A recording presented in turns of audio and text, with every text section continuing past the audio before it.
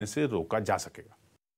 हमारी अगली खबर उन 4.5 करोड़ भारतीयों को ध्यान से देखनी चाहिए जो डिप्रेशन, एंजाइटी, स्ट्रेस जैसी बीमारियों से जूझ रहे हैं या जिन्हें ऐसा लगता है कि वो डिप्रेशन का शिकार हो रहे हैं। ये वो बीमारियां हैं जिनसे आज की तारीख में दुनिया के करीब 28 करोड़ लोग घिरे हुए हैं।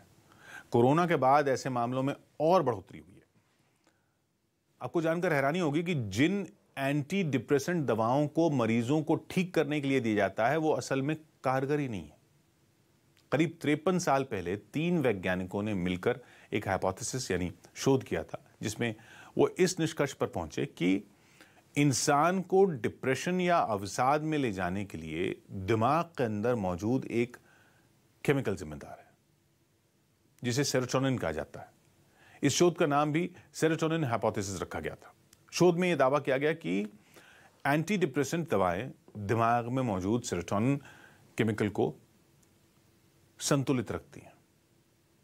लेकिन पिछले हफ्ते लंदन की प्रसिद्ध पत्रिका नेचर जर्नल की एक रिसर्च के मुताबिक डिप्रेशन के लिए सेरोटोनिन केमिकल जिम्मेदारी नहीं है। मतलब डिप्रेशन में जाने वाले मरीजों के दिमाग का इस केमिकल के बढ़ने या घटने से कोई लेना देना ही नहीं है।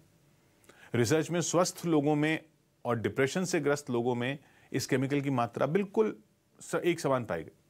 यानी जिस केमिकल की गड़बड़ी का हवाला देकर दशकों से मरीजों को एंटी डिप्रेसेंट दवाएं दी जा रही थी वो महज एक छलावा मात्र साबित हो रहा है। पहले हम आपको डिप्रेशन को मेडिकल साइंस की भाषा में समझाते हैं। डिप्रेशन उस व्यक्ति को होता है जो हमेशा तनाव में रहता है। व्यक्ति जिस चीज को लेकर डरता है या जिस स्थिति पर उसका नियंत्रण नहीं कर सकता उसके बारे में सोचकर वो तनाव महसूस करने लगता है, जिस वजह से उसके ऊपर एक मानसिक दबाव बनने लगता है। और वो मानसिक दबाव ऐसा होता है कि इंसान खुश होकर जीना ही भूल जाता है।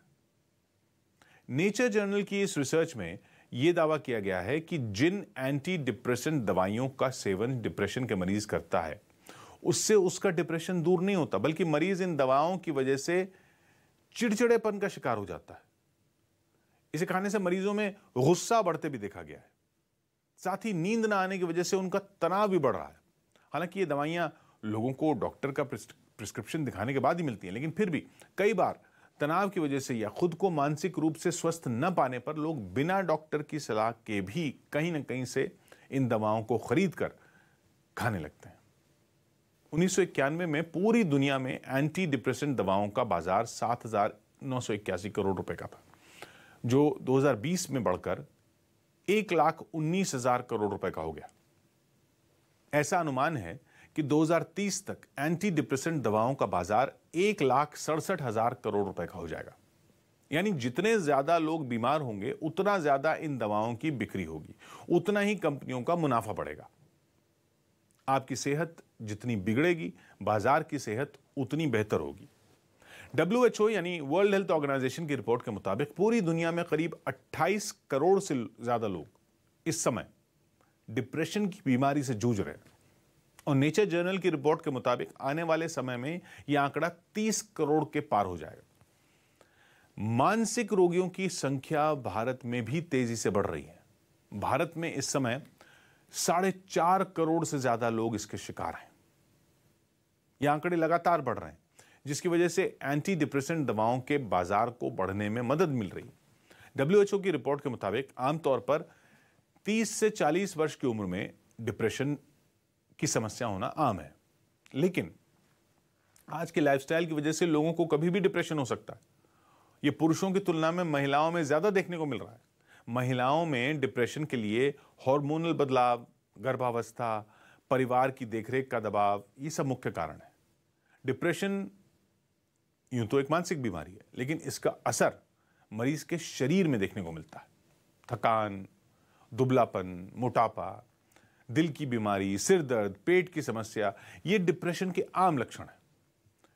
इसी कारण कई बार मरीज इन शारीरिक लक्षणों का इलाज करवाने के लिए परेशान होते हैं, लेकिन इन लक्षणों की जड़ों में छुपा है डिप्रेशन, जिस पर किसी का ध्यान नहीं जाता। जब मरीज इसके इलाज के लिए डॉक्टर के पास पहुंचता है तो मालूम चलता है कि ये सभी समस्याएं दिमाग से जुड़ी हुई हैं। डिप्रेशन के कारण का पता करने के लिए किसी विशेषज्ञ से सलाह लेना जरूरी है। आज की तारीख में डिप्रेशन के कई अलग अलग तरह के इलाज दुनिया में मौजूद हैं। मनोचिकित्सक से बात करना, कम्युनिकेशन थेरेपी लेना, काउंसलिंग, ग्रुप डिस्कशन की मदद से डिप्रेशन का इलाज संभव है। अगर डिप्रेशन से जूझ रहे मरीज को सही समय पर सही इलाज मिल जाए तो वो बिना एंटी डिप्रेसेंट दवाएं खाए अपनी मानसिक स्थिति से मानसिक तौर पर खुद वो स्वस्थ हो सकता है। डिप्रेशन के इलाज के लिए सही जानकारी जरूरी है, इसलिए समय समय पर इसके बारे में पढ़ना, समझना जरूरी है, जिससे कि आप खुद की नहीं बल्कि अपने चाहने वालों को भी इसके बारे में सजग रख सकें। टॉकिंग पॉइंट यह है कि डिप्रेशन से दूर करने के लिए आपको दवा के अलावा अपनों के साथ की भी जरूरत है, क्योंकि वो आपको समझते हैं। कई बार डिप्रेशन आपके दिमाग की ही उपज होता है, जिससे आप अपनों की मदद लेकर और अपनी हॉबीज यानी पसंदीदा चीजें करके हमेशा के लिए इससे छुटकारा पा सकते हैं। आज के लिए इतना ही। मिलते हैं अगले शनिवार शाम 7 बजे कुछ ऐसी ही और खबरों के साथ। तब तक अपना ख्याल रखिए और स्वस्थ रहिए।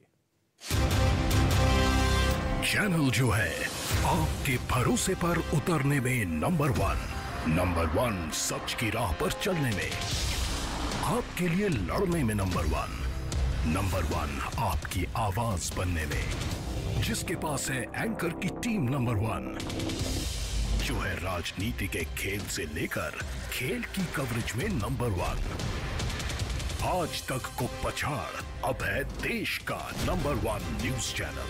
तो देखते रहिए न्यूज़ 18 इंडिया। देश के सबसे बड़े मंच पर देश के सबसे बड़े चेहरे नितिन गडकरी, धर्मेंद्र प्रधान, स्मृति ईरानी, भूपेंद्र यादव, अनुराग सिंह ठाकुर, अश्विनी वैष्णव, गजेंद्र सिंह शेखावत, ज्योतिरादित्य सिंधिया, मनसुख मांडविया, पुष्कर सिंह धामी, मनोज सिन्हा, अमृत रत्न। आजादी के 75 साल का जश्न 2 अगस्त सिर्फ न्यूज़ 18 इंडिया पर।